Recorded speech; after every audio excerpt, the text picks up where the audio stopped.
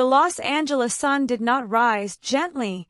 It announced itself with a blinding, relentless glare that bounced off the asphalt and the glass skyscrapers of downtown. It was a Tuesday morning, vibrant and aggressive, the kind of day where the heat pressed against the skin before the coffee had even finished brewing.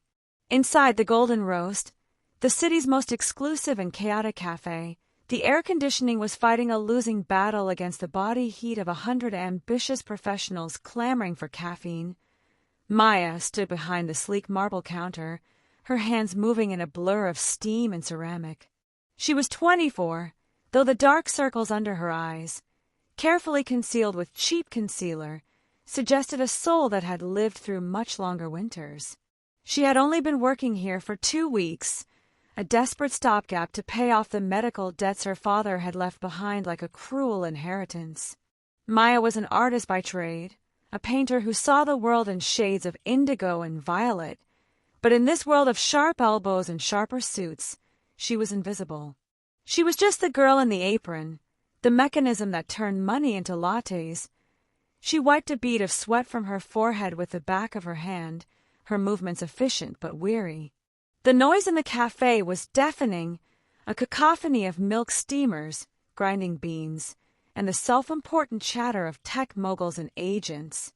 Maya hated the noise. It drowned out her thoughts. It made her feel small, a cog in a machine that would grind her down without a second thought. She focused on the rhythm, grind, temp, brew, pour. It was the only way to keep the panic at bay. Power is a language everyone speaks, but honesty is a dialect few understand. At 8:15 a.m. precisely, the atmosphere in the cafe shifted. It wasn't a sound, but a sudden, collective inhalation of breath. The chatter near the entrance died down, replaced by the hushed reverence usually reserved for royalty. Through the glass doors walked Jasper Sterling. He was a man carved from granite and tailored in Italy. As the CEO of Sterling Motors, the premier importer of luxury European supercars, he didn't just walk into a room, he owned the space he occupied. He wore a charcoal suit that fit his broad shoulders with lethal precision, his tie a knot of perfect silk. His face was arrestingly handsome, defined by a sharp jawline and eyes the color of cold steel, eyes that were accustomed to assessing value and finding it lacking that he didn't wait in line. He never waited. The crowd, sensing his arrival like a school of fish sensing a shark, naturally parted. He walked straight to the pickup counter, bypassing the register entirely, his gaze fixed on his phone as he typed a message that likely moved millions of dollars. His assistant, a nervous young man trailing in his wake, had already called in the order. Or, so he thought. Jasper stopped at the counter, right in front of Maya. He didn't look up. He simply extended his hand, expecting his usual order, a quadruple shot espresso, black, specific temperature, to be placed into his palm instantly. "Where is it?" Jasper asked, his voice a deep baritone that cut through the ambient noise. He still didn't look up from his phone. Maya paused, the milk pitcher suspended in her hand. She looked at the line of customers stretching back to the door, people who had been waiting for 20 minutes. Then she looked at the man who thought his time was the only currency that mattered. "I'm sorry, sir," Maya said, her voice clear and calm, a stark contrast to the chaotic room. "I don't have an order for you." Jasper stopped typing. Slowly, dangerously, he raised his head, his steel-gray eyes locked onto hers. For a moment, he looked genuinely confused, as if a vending machine had just spoken to him in Latin. "I am Jasper Sterling," he said, as if that explained everything. "I come here every morning. My order is standing. I've been here 2 weeks, and I haven't seen a standing order in the system," Maya replied, not stepping back, though her heart hammered against her ribs like a trapped bird. She gestured to the long line of weary nurses, students, and office workers. "And the line starts back there, Mr. Sterling." The silence that fell over the cafe was absolute. The espresso machine hissed, sounding like a gasp. The other baristas froze, eyes wide with horror. No one told Jasper Sterling to wait. No one told him where the line started. Jasper stared at her. He really looked at her. He saw the fraying collar of her uniform, the smudge of coffee grounds on her cheek, and the amber eyes that burned with a quiet, terrifying integrity. He was used to defiance from competitors, from board members, from enemies. He was not used to defiance from a girl holding a milk pitcher. "Do you know who I am?" Jasper asked, his voice dropping to a low, dangerous rumble. He leaned over the counter, invading her space, using his height and his presence to intimidate. "I could buy this building and turn it into a parking lot before you finish pouring that cup." "You probably could," Maya agreed, her hand steady despite the fear coursing through her veins. "But right now, you're just a customer who cut the line. And that woman behind you has been waiting for 10 minutes for her tea. So, unless you want to buy the building right this second, you'll have to wait your turn." She didn't blink. She didn't apologize.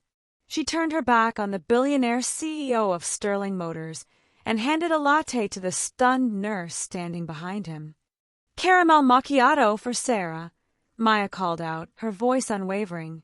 Jasper stood frozen. He felt a sensation he hadn't experienced in years: shock.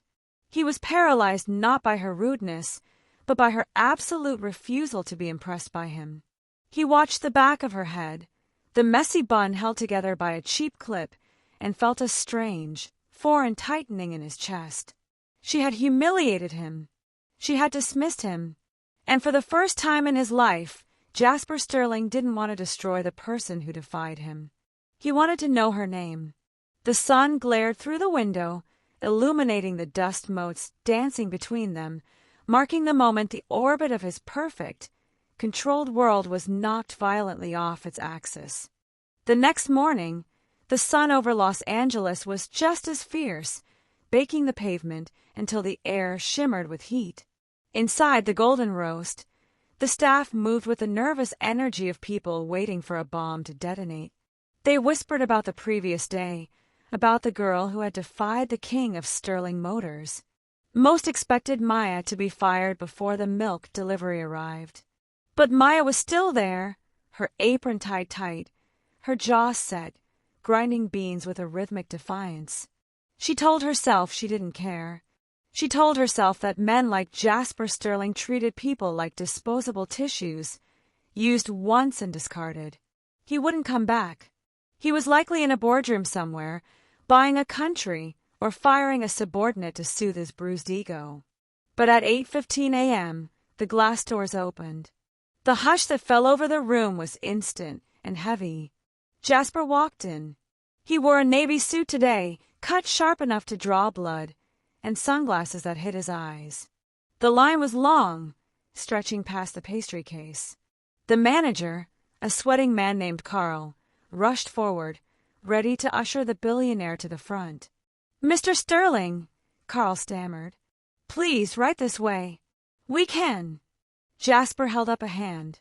A single, silencing gesture. He didn't look at the manager. He looked at the counter. He looked at Maya. "I'll wait," Jasper said. And he did. The CEO of Sterling Motors, a man whose time was billed at thousands of dollars a minute, stood at the back of the line behind a college student in pajama pants. He checked his watch, tapped his foot, and waited. He waited for 15 minutes. The entire cafe watched in stunned silence, witnessing a suspension of a natural order. When he finally reached the register, Maya didn't look up immediately. She wiped the counter, her heart hammering a frantic rhythm against her ribs that she prayed he couldn't hear. When she finally raised her amber eyes, she found him watching her with an intensity that felt like a physical touch. He wasn't angry. He was fascinated. "A quadruple shot espresso," Jasper said, his voice low, intimate amidst the noise of the machines. "Black." "Name?" Maya asked, her pen hovering over the cup, her hand steady only by sheer force of will.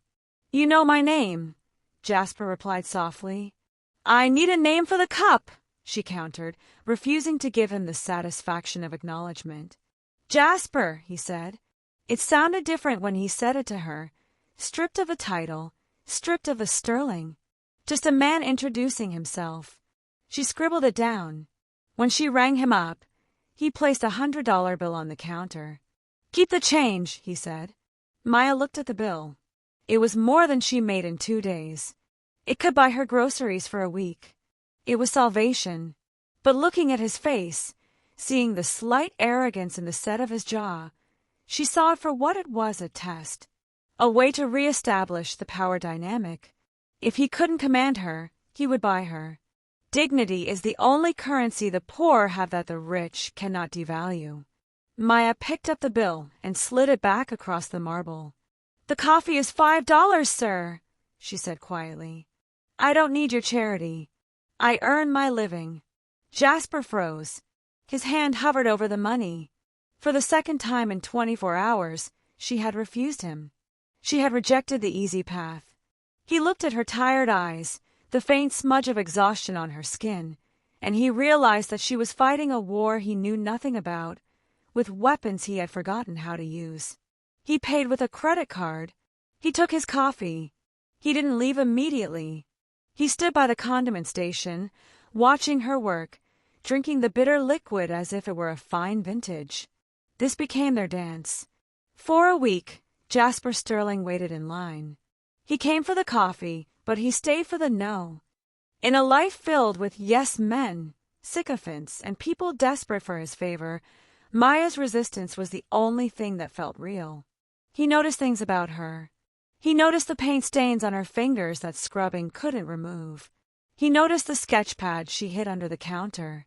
He noticed that she never smiled for him, but she smiled for the homeless man she gave free water to. On Friday, the dynamic shifted. It was late afternoon, the golden hour when the LA smog turns into a hazy, romantic filter.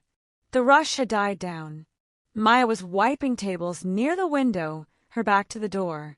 She was humming a soft, melancholic tune, lost in her own thoughts. She didn't hear him enter. She only felt the air change, the sudden pressure of a presence that demanded attention. She turned. Jasper was standing there. He had loosened his tie. He looked tired, the kind of soul-deep exhaustion that money can't cure. "You're an artist," he said. He was looking at the napkin on the table she had just cleared. She had been sketching a customer, a quick, charcoal-like rendering using a borrowed pencil. Maya snatched the napkin, crumpling it in her hand. "It's just a doodle." "It has soul," Jasper said, stepping closer. "Most things in the city are just surface. That had depth." "Depth doesn't pay the medical bills," Maya muttered, turning to walk away, terrified by his nearness. "Is that why you're here?" Jasper asked, following her, his voice gentle. "Medical bills." Maya stopped. She gripped the back of a chair. The secret of her father's, debt was a heavy stone she carried alone.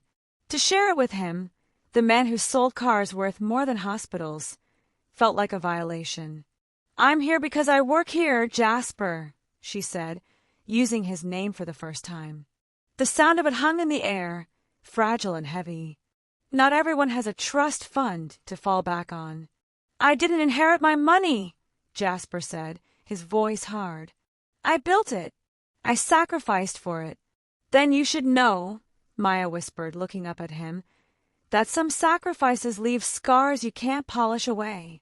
They stood there, surrounded by the smell of roasted beans and the dying light of the afternoon. The gap between them was vast, a chasm of class and circumstance, but the bridge of their loneliness was forming. Jasper reached out.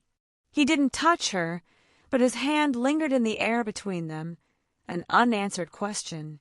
He wanted to know her.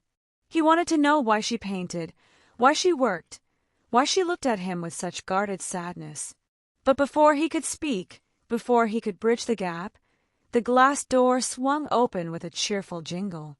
"Jasper, there you are." A woman walked in. She was stunning, dressed in a white tennis outfit that shouted leisure and wealth. She had the confident stride of someone who had never been told no in her life. She walked right up to Jasper and looped her arm through his, claiming him with casual possessiveness. "We're late for the engagement dinner with my father," she said, her voice bright and oblivious to the tension in the room. She glanced at Maya, smiling a smile that didn't reach her eyes. "Can we get 2 iced teas to go? Quickly, please." Maya felt the blood drain from her face. Engagement dinner. She looked at Jasper. He didn't pull away from the woman. He stiffened, his eyes locking onto Maya's with a look of sudden, desperate apology. But he didn't speak. He didn't introduce her. He stood there, anchored by the woman in white, while Maya stood on the other side of the counter, holding a dirty rag. The revelation wasn't spoken, but it screamed in the silence. He wasn't just a rich customer. He was a man spoken for, a man bound by contracts and mergers that Maya couldn't even comprehend. She realized with a sickening lurch that while she was playing a game of dignity, he was just visiting a life he could never truly inhabit. The tension that had been building, the hope of connection, snapped, leaving Maya standing in the wreckage of a possibility that had died before it even took a breath. The silence that followed the departure of the woman in white was not peaceful. It was a vacuum, sucking the oxygen out of the café. Maya watched through the glass as Jasper held the door for her, his posture stiff, his face unreadable behind the sunglasses he had slid back into place. He didn't look back.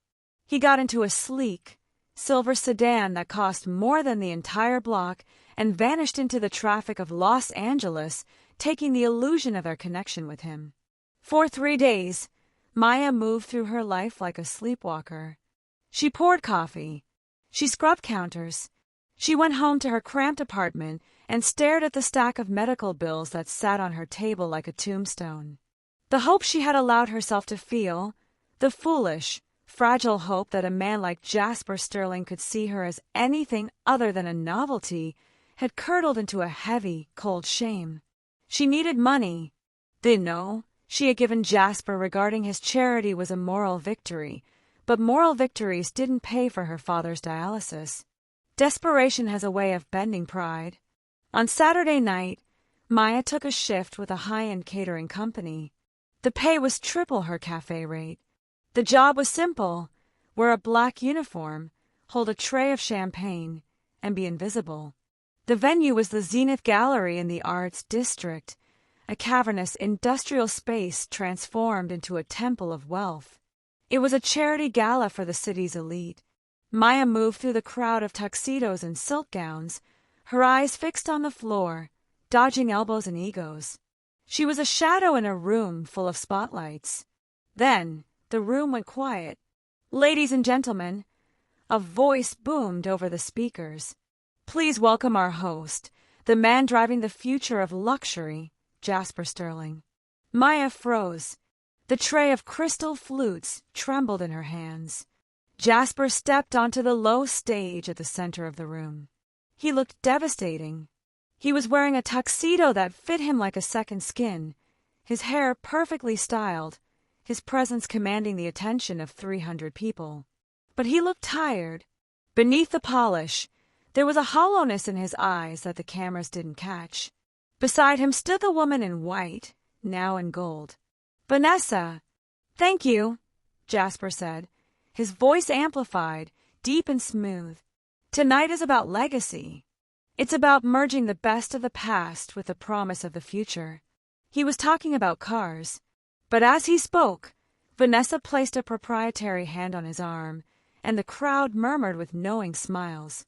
Maya turned to flee. She couldn't be here. She couldn't serve him champagne while he sold his soul. But the crowd was too dense. She was trapped near the VIP section, pressed against a velvet rope. As Jasper descended the stairs, shaking hands, his gaze swept the room. It was a practiced, politician scan until it stopped. He saw her. The color drained from his face. He stopped mid-sentence, ignoring the hand extended by a senator. He stared at Maya, standing in the shadows with her tray, looking like a trapped bird.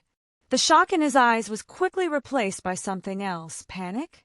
Regret? He abandoned Vanessa. He walked straight toward the shadows, cutting through the crowd with a rudeness that made people gasp. "Maya," he breathed when he reached her.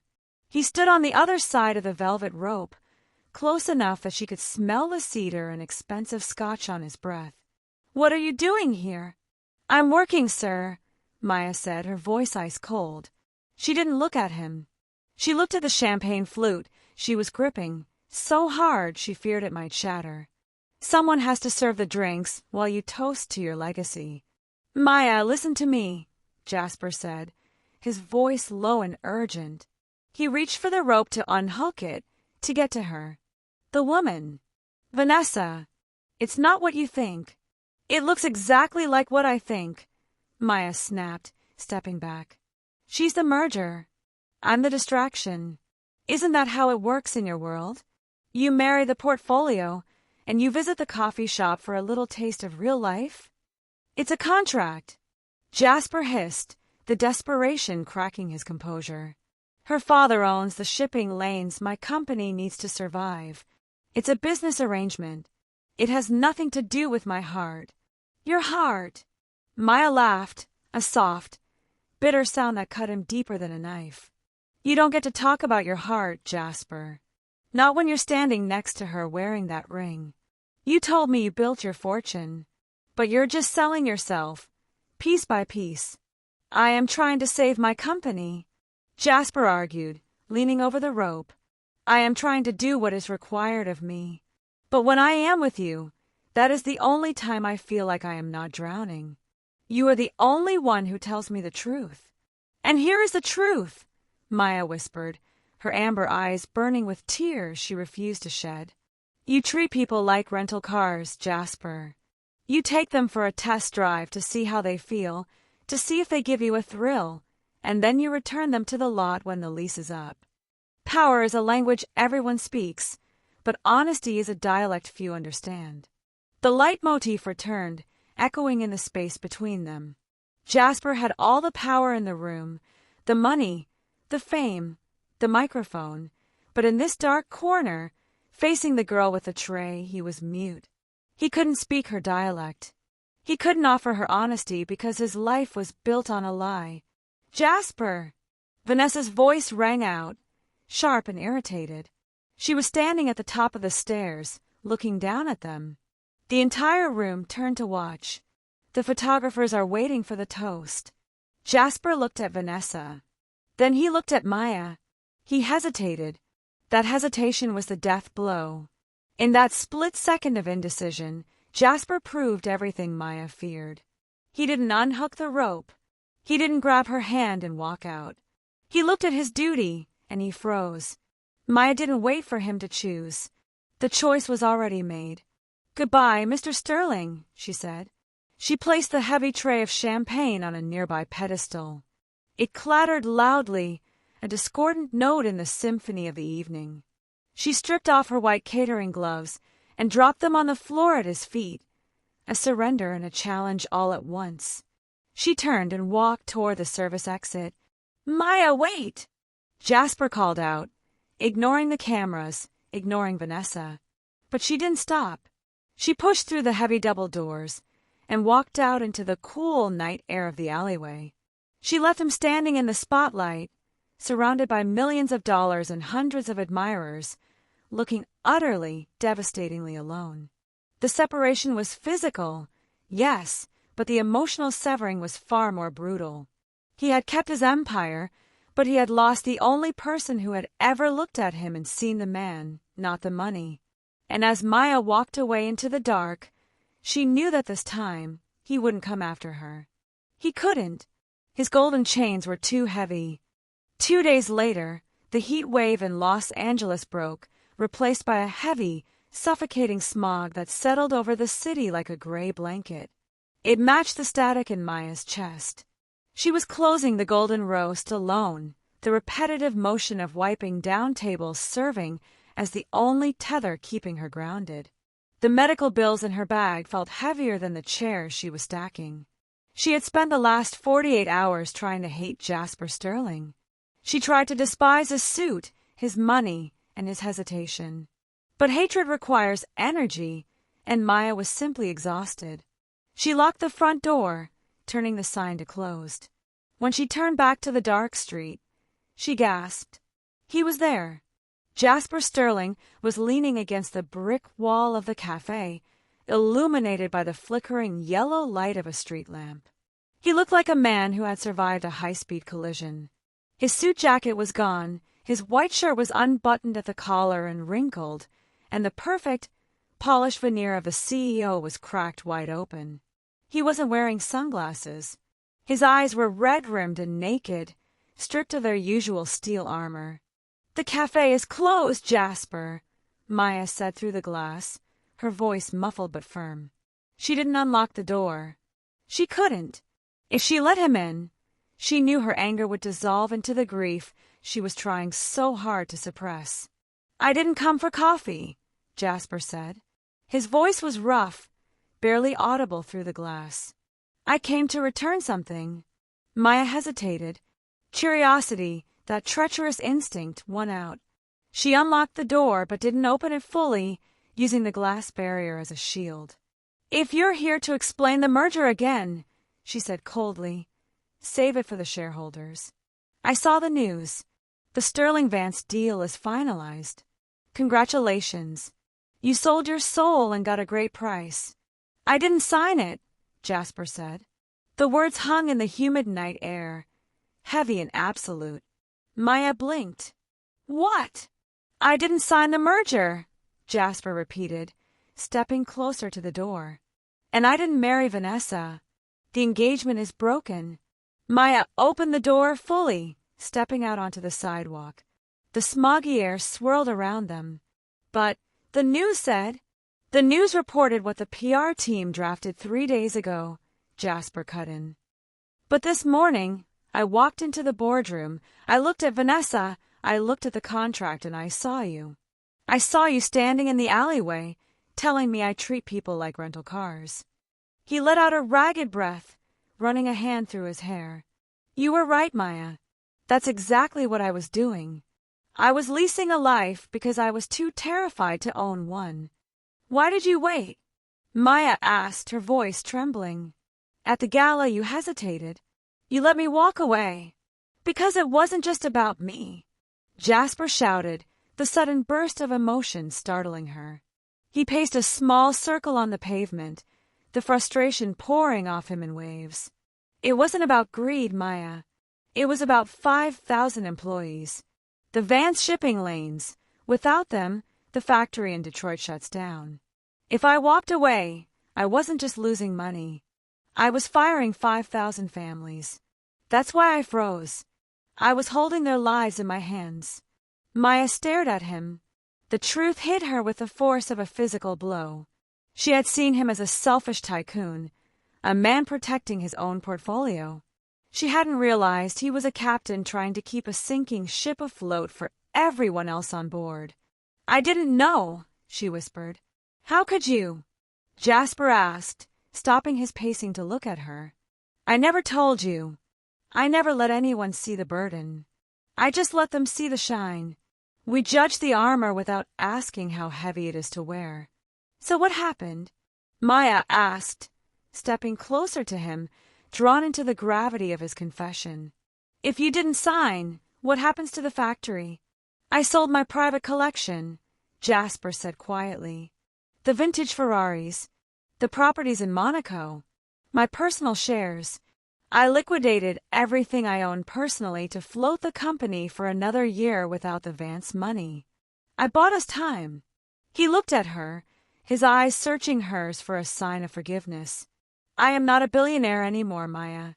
I am a CEO with a struggling company and a very small apartment. I stripped the chrome off the engine. This is all that's left." He reached into his pocket. Maya flinched, expecting a check, expecting him to try to buy her forgiveness again.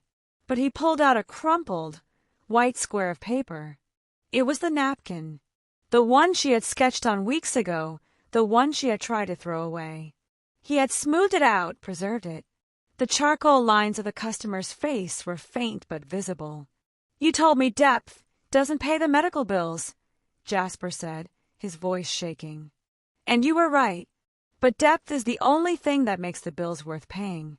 I kept this because it was the first time I saw something real in my world, and I couldn't let it go. Maya looked at the napkin, then at the man holding it. He had decimated his fortune to save his integrity. He had walked away from the easy path because she had shamed him into seeing the cliff. You really did it, she breathed, tears pricking her eyes. You told them no. You taught me how, Jasper replied. He took a step forward, eliminating the space between them. The street was empty, the city silent around them. He looked at her not as a waitress, not as a conquest, but as the mirror that had finally shown him his own face. I don't want to run a heart anymore, Maya, Jasper whispered, his voice thick with emotion. I want to own the risk. I want to crash and burn if I have to, as long as I'm driving my own life. But I don't want to drive it alone. Maya looked at him, this man who was used to perfection, now standing before her in ruins of his own making. He had chosen the hard way. He had chosen dignity over dollars. I still have debts, Jasper, she said, a warning and a confession. My father. I'm drowning. Then let me swim with you, he said. I can't pay them off with a snap of my fingers anymore. But I have two hands, and I know how to work. He reached out, his hand trembling slightly. He didn't grab her. He waited. He waited for her permission, respecting her no, until she turned it into a yes. Maya looked at his hand. It was the hand of a man who had built an empire and then dismantled it to save a soul. She reached out and placed her palm against his. The heat was instantaneous, a spark that jumped from the chrome to the heart. The reconciliation wasn't a magic fix. They were both standing on the edge of a precipice, but for the first time, they were standing there together. 6 months later, the Los Angeles evening was cool, the kind of crisp, clear night that usually only existed in the movies. In the heart of the arts district, blocks away from the gleaming Zenith Gallery where Jasper had once held court as a king, a small, converted warehouse was buzzing with life. It wasn't a black tie gala. There were no velvet ropes, no champagne fountains, and no paparazzi fighting for a shot. The wine was served in plastic cups, and the lighting came from strings of exposed bulbs draped across the rafters. Maya stood in the center of the room, smoothing the fabric of her simple black dress. Her hands were shaking, not from fear, but from the adrenaline of exposure. On the walls hung her soul, canvases of indigo and violet, charcoal sketches of city faces, and landscapes that found the beauty in the broken parts of the skyline. It was her first solo show. She looked across the room, searching for the anchor in the crowd. She found him by the door, acting as the unofficial greeter. Jasper Sterling did not look like the man who had walked into the Golden Roast, demanding an espresso. He was wearing dark jeans and a black button-down shirt with the sleeves rolled up to his elbows. He looked younger, lighter, as if the weight of a Sterling empire had been lifted from his shoulders. He was laughing with a group of art students, holding a cheap beer, looking entirely at ease in a room where his net worth didn't matter. He had kept his word. The liquidation of his private assets had saved the factory, but it had cost him the lifestyle. The penthouse was gone, replaced by a modest loft in Silver Lake. The fleet of supercars had been auctioned off. He drove a reliable, 5-year-old sedan now. To his former circle, he was a cautionary tale of a man who had lost his edge. But to Maya, he was a masterpiece of reconstruction. Jasper caught her eye across the room. The laughter faded from his face, replaced by a look of quiet, intense pride. He excused himself and walked toward her, weaving through the crowd not with the arrogance of a CEO, but with the grace of a man who knows exactly where he is going. They love it, Jasper said, stopping in front of her. He gestured to the room. Look at them, Maya. They aren't looking at their phones. They're looking at your work. I'm terrified, Maya admitted, letting out a breath she felt she had been holding for hours. What if they see the cracks? The cracks are the best part, Jasper replied softly. He reached out and took her hand. His palm was calloused now. He had spent the weekends helping her stretch canvases and build frames. That's where the light gets in. He led her to the back wall of the gallery, to a small frame that was separated from the larger, more colorful pieces. It wasn't for sale. It was the white paper napkin, smoothed out and mounted behind museum-quality glass. The charcoal sketch of the coffee shop customer. The artifact of their beginning. "I had a meeting with the board today," Jasper said, staring at the napkin. "We're finally in the black." "Barely. It's going to be a hard year, Maya. No vacations. No luxury." "I never liked luxury anyway." Maya smiled, squeezing his hand. "How is the team?" "Loyal," Jasper said. "They stayed. All of them. Because they know I'm in the trenches with them." He turned to look at her, his steel-gray eyes softening. "I learned that from you. You can't lead people if you think you're above them." The medical bills were still there, a monthly reminder of reality on Maya's kitchen table. Jasper hadn't paid them off with a magic check. Instead, they sat down every Sunday with a budget, figuring it out together, dollar by dollar. It wasn't romantic in the fairy tale sense. It was romantic in the real sense, the grit of partnership, the romance of survival. "I used to think that saying no was a weakness," Jasper mused, his thumb tracing her knuckles. "I thought it meant you didn't have the power to make things happen. But you taught me that no is the most powerful word in the language. It's the wall you build to protect the things that actually matter. Power is a language everyone speaks, but honesty is a dialect few understand."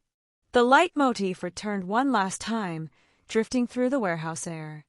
Jasper had spent his life shouting in the language of power, commanding rooms, merging companies, buying silence. But here, in this humble gallery, he was speaking the dialect of honesty. He was speaking it fluently. "I have something for you," Jasper said. He didn't pull out a diamond ring. He reached into his pocket and pulled out a key. It was a simple silver key on a plain ring. "It's for the loft," he said, his voice vulnerable. "I know it's not much. The plumbing is loud, and the view is mostly of a billboard. But it's real, and I don't want to go home to it if you're not there." Maya looked at the key.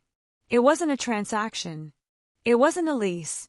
It was an invitation to build a life in the space they had carved out for themselves. "I come with a lot of baggage, Jasper," Maya whispered. "Debts. A sick father. Pain on everything. I'm counting on it," Jasper grinned, closing her fingers over the key. "I need some color in my life." They walked out of the gallery together as the event wound down. The Los Angeles night was filled with the distant hum of traffic, the sound of a city that never stops chasing the next big thing. But Maya and Jasper walked slowly, out of sync with the rush. They walked to his used sedan parked under a flickering street lamp. Jasper opened the door for her, not as a performance of chivalry, but as a simple act of care. Before she got in, Maya stopped.